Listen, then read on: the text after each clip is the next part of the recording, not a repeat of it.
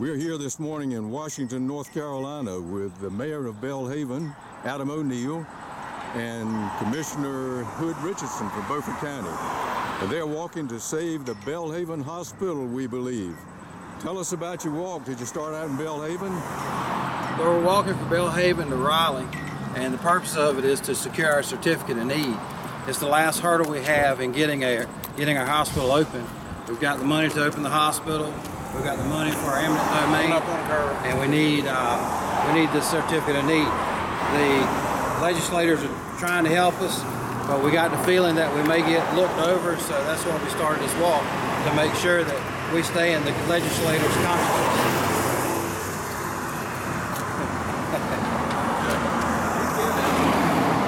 All right.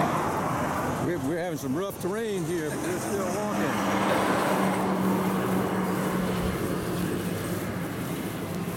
But that's why we're walking to Raleigh. We're trying to make sure we don't get overlooked in the certificate of need process. All right, very good. Now that's it's going to be about a 100-mile walk, isn't it, or a little over? 130 miles. 130 miles. The exact same distance as the hospital gap between Washington, North Carolina and Nags Head, North Carolina. Oh my goodness. That's how long the road is with no hospital. Right. In northeastern Beaufort and Hyde County. So you really feel like that emergency service is not going to be the answer. We're going to really need a hospital down there for Belhaven and Hyde County. We don't have any emergency services other than ambulances. We need emergency rooms. So people with heart attacks, strokes, traumatic injuries, snake bites, people can get treated for serious emergencies. And right now we don't have that. We have rescue squads that have nowhere to go. They have to come all the way to Washington. The other thing is when they're on these long runs, we're having situations where the rescue squads are gone and we have an emergency call. So we have to wait on the ambulance to come back from Washington sometimes to go pick somebody up and take them back to Washington. It's an absolute disaster.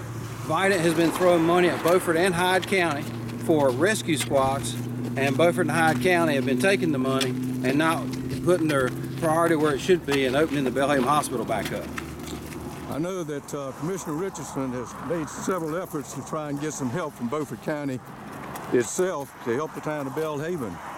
Commissioner, how's that been working out for you? Well, that hasn't been working mainly because these guys are all loyal to Vidant, and they will not vote money to support or to even to loan to the Belhaven Hospital to get it going again. It's a case of insiders supporting the big boys.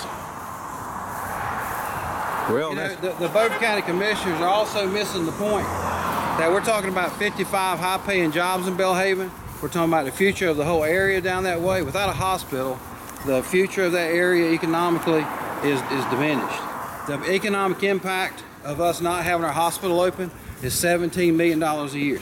It's a serious impact, and the county commissioners have completely neglected us and actually in some cases worked against us to save our own hospital. All 6 of those commissioners need to be done away with. Ron Buzzio, Gary Brin came to Belhaven and promised to support our community with the hospital. Ron Buzzio, I've got him on video and Gary on video saying that, and then both of them turned on us. Booth also had promised support with the hospital and also turned his back on us. So we've got Beaufort County commissioners that are not being loyal to the people of Beaufort County, but being loyal to a $1 billion bully from Greenville. It seems that lying is a necessary skill to politics in Beaufort County. I understand that they've had a death in Belhaven or near Belhaven as a result of not having a hospital. There's been several deaths, and there will be more until we get the hospital open back up. We also have the situation, kind of the silent sickness of all the people that are getting sicker and who aren't getting care, because once again you've got to get all the way to Washington to get seen. Well, that's, you know, we understand there's trying to be some help from the federal government right now to, we understand there are 285 rural hospitals that may be closed. 283 are facing closure right now. Let me get to the left there. And how do we? Well, the reason these hospitals are facing closure, a lot of them, 80% of them are due to Medicaid expansion, but you have a lot of them that are just not being run properly. Hospitals today have to be downsized. They have to be right-sized in order to succeed. Our hospital had 129 employees, and we had a business plan done.